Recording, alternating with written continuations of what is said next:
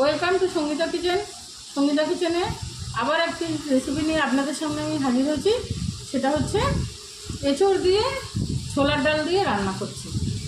এটা দেখুন, এখানে 1 কেজি মতো এঁচোড় আমি কেটে নিয়েছি। তার সঙ্গে মশলা লাগবে 1 চামচ জিরে বাটা, আমি একটু বেশি জিরে অন্য তরকারির জন্য রেখেছি, 1 চামচ আদা বাটা আর 1/2 চামচ শুকনো লঙ্কা বাটা। আর লাগবে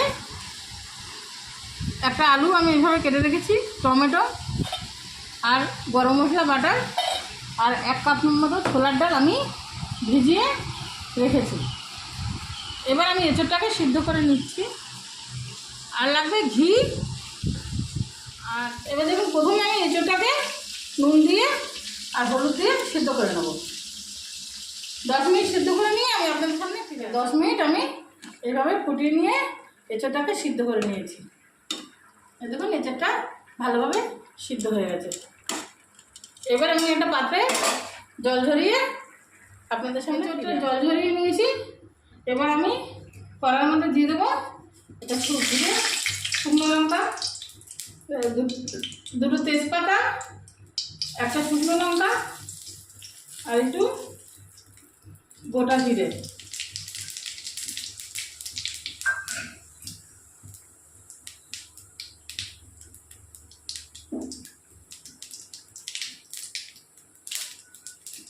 এবার কেটে রাখা আলুগুলো এর মধ্যে দিয়ে দেবো।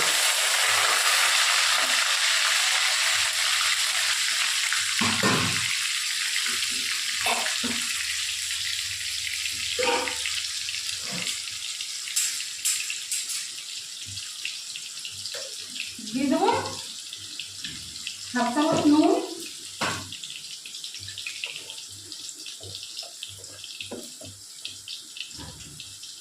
1 চামচ হলুদ,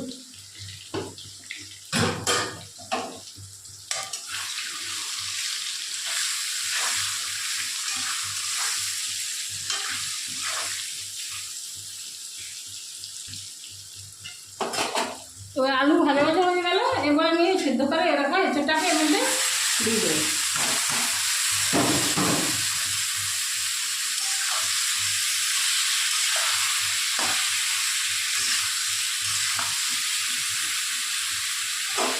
দিয়ে দেবো কেটে রাখা টমেটো,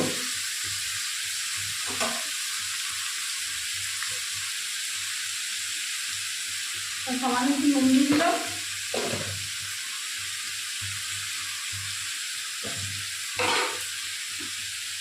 সামান্য একটু হলুদ দিয়ে দিলাম।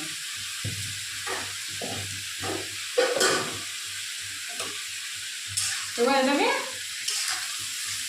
এঁচোড়টাকে আমি ভালো করে ভাজা ভাজা করে নিলাম।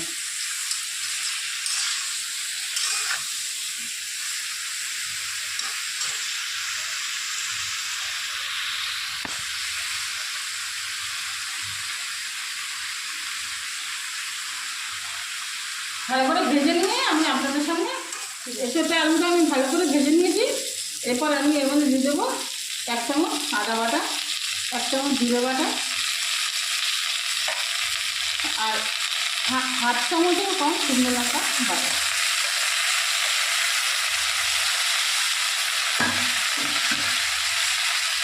এবার আমি এই মশলাটাকে ভালো করে মিশিয়ে নেব।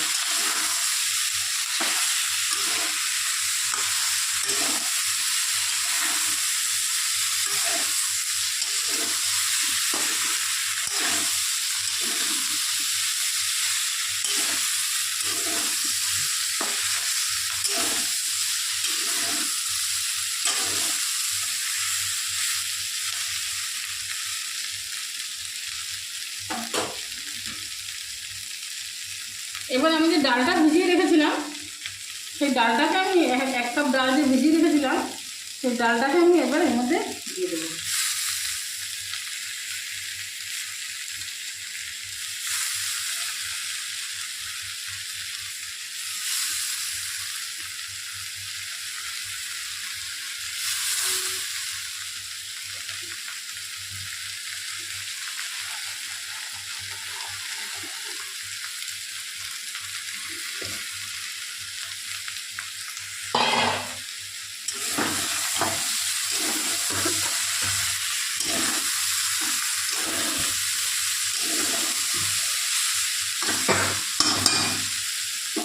এবার আমি এর মধ্যে জল দিয়ে দেবো।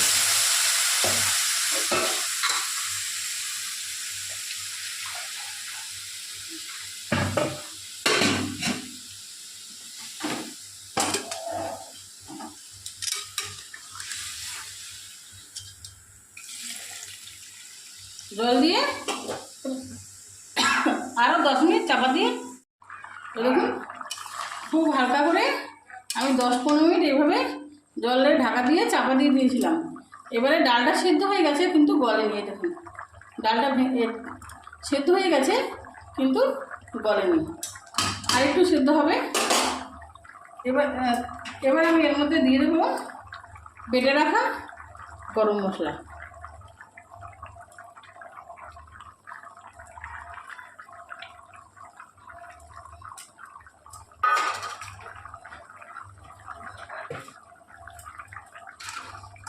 দিয়ে দেবো হাফ চামচ চিনি,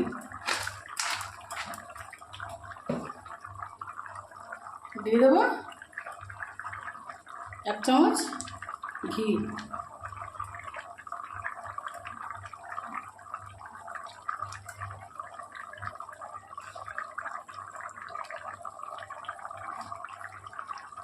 যেহেতু ডালটা গলেনি তাই আমি সেদ্ধ হয়ে গেছে কিন্তু গলেনি, আরও 2-3 মিনিট এইভাবে আস্তে করে চাপা দিয়ে রেখে দেবো। দেখুন আমি চাপা দিয়ে রেখে দিয়েছিলাম।